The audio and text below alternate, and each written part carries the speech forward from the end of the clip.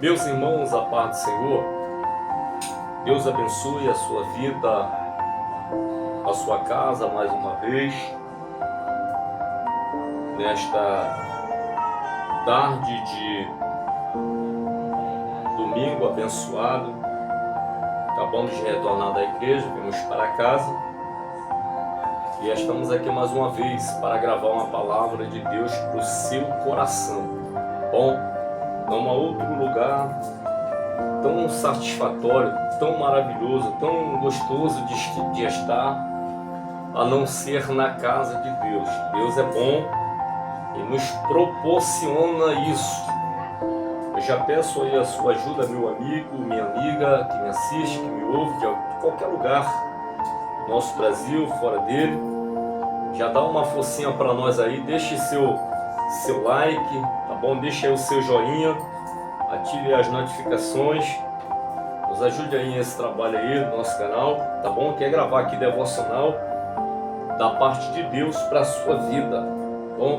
Um alcance aí muito relevante e nós queremos louvar a Deus por mais uma vez Deus conceder a nós, de nós estarmos aqui. Desta feita eu quero fazer, tá bom, uma exposição aqui de um texto muito conhecido, irmãos, nada que, poxa, eu vou trazer aqui é algo desconhecido, nem tenho essa pretensão, nem quero isso, apenas compartilhar um texto muito conhecido, João 3,16, tá certo? João 3,16 diz assim: porque Deus amou o mundo de tal maneira que deu seu Filho único, para que todo aquele que nele crer não pereça, mas tenha a vida eterna. Querido, esse texto de João 3,16, sem sombra de dúvida, é o texto áureo da Bíblia,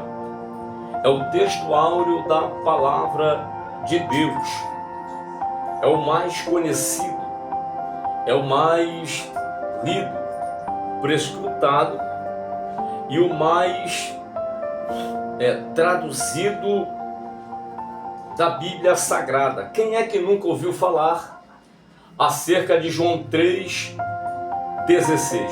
Todos nós, desde a nossa infância até a nossa velhice, já ouvimos falar em João 3,16. Porque Deus amou o mundo de tal maneira que deu seu Filho único, para que todo aquele que nele crer não pereça, mas tenha a vida eterna.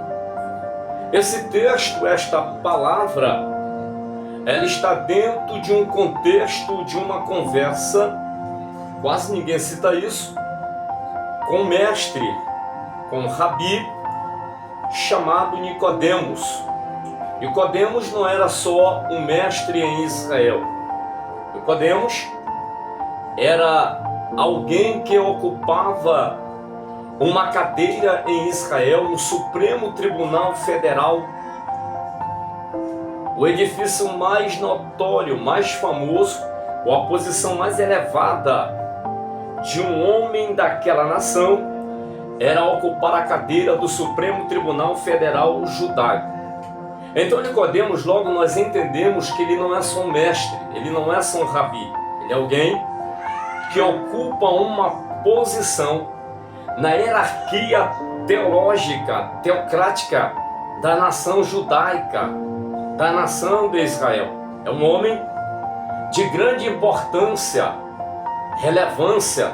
Eu me arrisco a dizer que talvez fosse o homem mais respeitado e proeminente da nação de Israel nesse período. Alguém muito famoso, proeminente, muito conhecido entre a raça judaica. Esse homem colocou desejo em sua alma de ter com Jesus. Os irmãos vão perceber que na conversa de Nicodemos não há hostilidade no que ele fala. Ele não está ali de fato porque ele quer ironizar Jesus.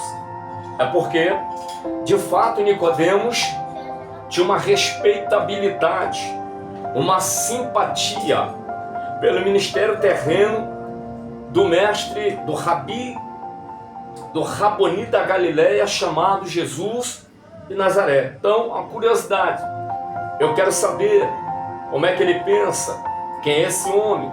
Isso não é normal, o que esse homem está fazendo em Israel. Então ele pega e vai durante a noite.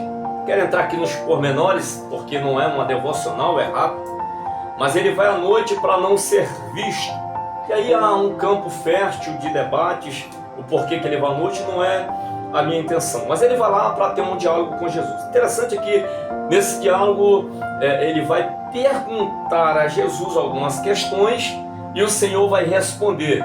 Algumas Deus vai perguntar: olha, mas como é que pode você, sendo mestre, estou resumindo, irmão, em Israel, e não saber destas coisas? Olha, como é que pode você lecionar em Israel, você dá aula em Israel, não obstante ocupar a cadeira do mais cargo alto da corte judaica, um homem entendido, versátil nas leis judaicas, intérprete da aula, leciona, e não saber dessas coisas?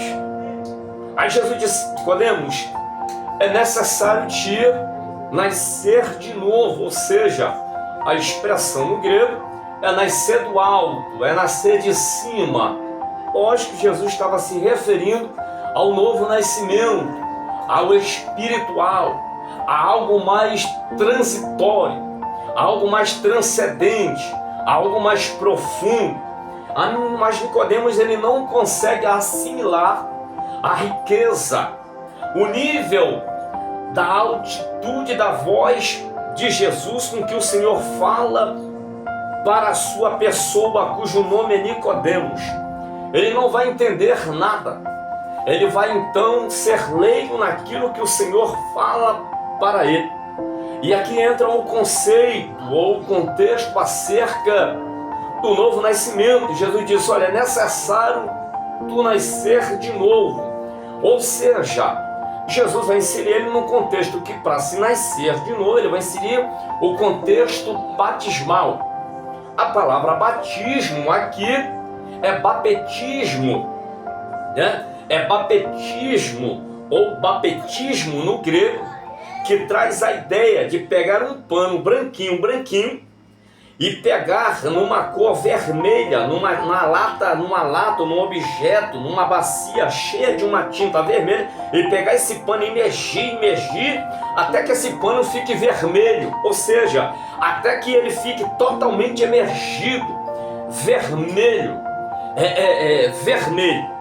Só que para eu fazer isso dentro do conceito teológico aqui judaico, a forma do batismo judaico aqui, há quem tenha variantes aqui acerca do batismo, é assim ou não é, mas o que eu quero trazer para nós aqui é a respeito também acerca do batismo e acerca de como era feito esse batismo. A princípio, Israel, ele tinha um tanque chamado mikveh, e esse tanque chamado mikveh, ele não poderia ser feito suspenso em cima da superfície. Ele não poderia ser como em nossas igrejas, no púlpito, nós fazemos um tanque batismal ali, a gente tira aquela plataforma de cima e logo o tanque está acima da superfície, feito de concreto, de tijolo, e a gente é batizado no tanque judaico. Segundo a descrição judaica, ele não poderia ser feito em cima, irmãos. Então como é que o tanque judaico era feito? Ele tinha que ser feito embaixo. Esse mikveh, ele tinha que ser feito com uma descrição bíblica, ele tinha que ser feito cavado para baixo. Então não se fazia da horizontal para cima, numa superfície elevada, não. O tanque judaico chamado mikveh, ele era um tanque que só podia ser feito da superfície para baixo, ou seja, ele tinha que ser cavado. Era uma espécie de cova, literalmente. Então o judeu, ele ia ser imerso num tanque, que ao mesmo tempo a palavra mikveh, que era um tanque, ele tinha que ser cavado para baixo. E a expressão também que se dava na palavra tanque era uma expressão é cova. Então, ao mesmo tempo que o judeu ele ia ser inserido ali para ser batizado naquele tanque, que era um tanque batismal judaico chamado mikvê, ele tinha que ser lançado automaticamente dentro de uma cova. Então, se ele é lançado dentro de uma cova, o que aconteceria? Ele morreria. A cova é para quê? É para enterrar alguém que morreu, alguém que vai morrer. Então, automaticamente, quando ele inseria a pessoa dentro do mikvê, a pessoa descia, emergia ali, e ao levantar ela simbolizava ao morrer e ao ressurgir, ao ressuscitar, no chamado tanque mikvê em língua hebraica, que ele só podia ser escavado no solo para baixo, que também aparece a palavra cova.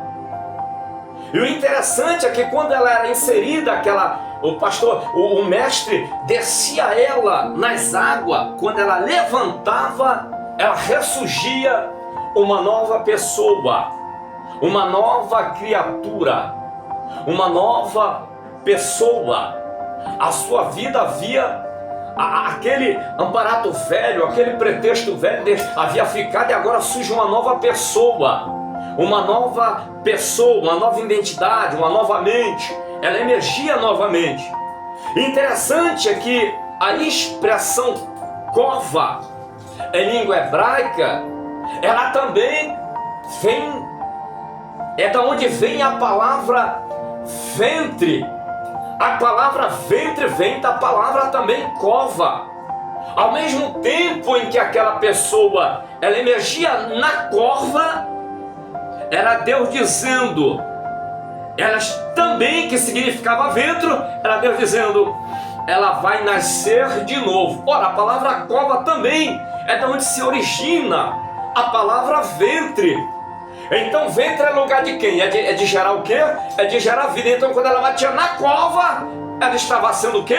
Além dela morrer, mas ela estava sendo o quê? Também gerada, revivida, sendo transformada. Oh, glória a Deus! É Deus dizendo, ao mesmo tempo é Deus dizendo, a palavra cova é a palavra ventre. É Deus dizendo que ela vai reviver, ela vai surgir, ela vai aparecer. Ela morre, mas a palavra também significa ventre, ela vive. Então a palavra cova aqui em língua hebraica, que também é de onde é oriunda a palavra ventre, significa vida, significa gerar vida, significa revivenciar, reviver, aparecer, crescer. Ser alguém que vai viver, alguém que vai aparecer. Oh, glória a Deus! Quem sabe você está vivendo um período de cova, mas é Deus dizendo, você não vai morrer nesta cova. Ao mesmo tempo que é uma cova, é Deus dizendo, é ventre, é lugar em que gera vida, é lugar em que você está sendo gerada, é lugar em que você está sendo gerado. Deus já está gerando em você princípios, Deus já está gerando em você vida. Você não morre, você vai reviver, você vai viver, você vai aparecer. Deus já está dizendo para você nessa manhã, haverá vida em você. Você vai viver para a glória de Deus. É esse o contexto da conversa com Nicodemos. Agora, repare aqui comigo o que o texto está dizendo. É nesse contexto em que aparece João 3,16. Porque Deus amou o mundo de tal maneira que deu seu Filho único, para que todo aquele que nele crer não pereça, mas tenha a vida eterna. Irmãos, a palavra amor aqui no grego, pegando uma tradução mais simples, é a palavra que aparece agapou.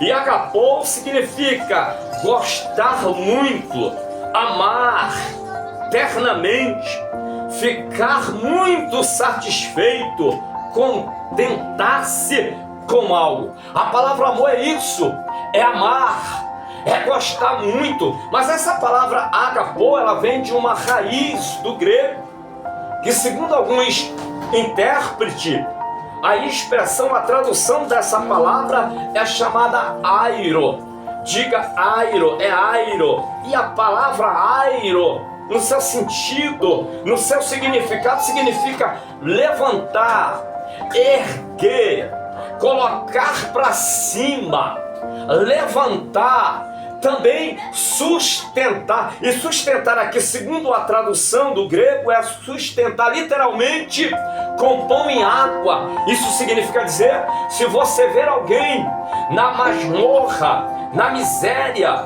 na ruína, não é só técnica, não, porque quem tem o verdadeiro amor de Deus, ele não só é teórico, ele não só diz com palavra, ele demonstra, é sustentar com pão e água, é fazer alusão ao sustentamento.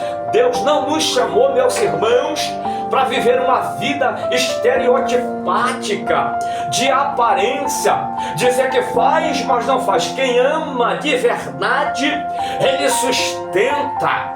Quem ama de verdade, ele não calunia, ele não joga para baixo. Quem ama de verdade, ele sustenta com pão e água, com comida. Quem ama, levanta. Quem ama não calunia. Quem ama não joga para baixo. Quem ama, levanta. Quem ama, sustenta. Quem ama, dá a vida em prol do outro. Quem ama, vê um mendigo na rua, ele abraça, ele alimenta, ele sustenta. Amor é isso, amor não é, irmãos, essa vida ilusionária que nós vivemos hoje, este evangelho que se prega o amor, mas vive outra coisa, uma farsa, uma mentira. Não, isto não é evangelho. Deus te chamou, oh glória, para sustentar. Para sustentar, Deus chamou a igreja com a finalidade, com o propósito de sustentar, de erguer, de levantar, de colocar para cima. Não, Deus não te chamou para tu caluniar, para tu apontar o dedo, olha, caiu, ela pecou. Não, quem ama é diferente. Quem ama sustenta. Caiu, mas eu vou te ajudar a levantar, eu vou te erguer, em nome de Jesus, eu vou te erguer. Quem ama é isso. Quem sabe você está vivenciando uma época de miséria, uma época de crise, mas o amor de Deus, aonde você estiver, vai te alcançar, vai chegar na tua casa, vai chegar na tua vida. A tua família não morre na desgraça, porque o amor de Deus vai chegar na tua casa. O amor de Jesus Cristo vai chegar na tua família. Eita, meu irmão, Deus já está usando a minha boca. Ei, aonde chegar esse vídeo, entenda, tu tem valor para Deus, tu tem valor para o Messias, tu tem valor para o Messias, tu tem valor para o Deus de Israel. Jesus te ama. Esse espírito de suicídio que ronda a tua casa, que ronda a tua família, não vai dar cabo da tua vida. Por quê? Porque o amor vai chegar na tua casa, o amor vai chegar na tua família, o amor vai chegar no teu casamento, hein? A tua vida não se perde, porque a graça de Deus, o amor de Jesus vai chegar na tua casa. E agora receba a presença divina do amor de Deus. Jesus te ama. Jesus te ama. Jesus te ama. Jesus tem uma obra na sua vida. Não se sinta desvalorizada porque alguém tem muito e você não tem. Porque alguém tem uma casa boa e você não tem. Fica em paz. Receba o amor de Jesus, receba a graça de Jesus, receba o projeto de Jesus. Jesus te ama, Jesus te ama, Jesus te ama. Esse amor que vai ultrapassar as barreiras, este amor que o diabo e as trevas não vai impedir de chegar na tua casa. Ei, minha filha, levanta a tua cabeça, porque Deus está dizendo: ei, eu te amo, eu te amo. Esta crise não te mata. Estou gerando em você algo extraordinário, algo extraordinário. Eu te amo, Eu te amo, diz o Senhor. O Senhor te ama, o Senhor te quer bem, o Senhor quer te dar vida. Não estás cabo da tua vida. Esta porta fechada, Deus está te ensinando. Não é porque Deus te abandonou. Deus não te abandona, é porque Deus te ama. Você vai sair desta crise mais forte, mais robusta, mais tremenda, mais cheia de Deus. Deus abençoe a sua casa, aonde você estiver. Eu não quero saber. Deus vai chegar na tua casa, vai salvar a tua família, porque o amor dele vai fazer isso em nome de Jesus de Nazaré. Gabriel, em nome de Jesus de Nazaré, receba a paz do Senhor, a paz que excede todo entendimento, em nome de Jesus.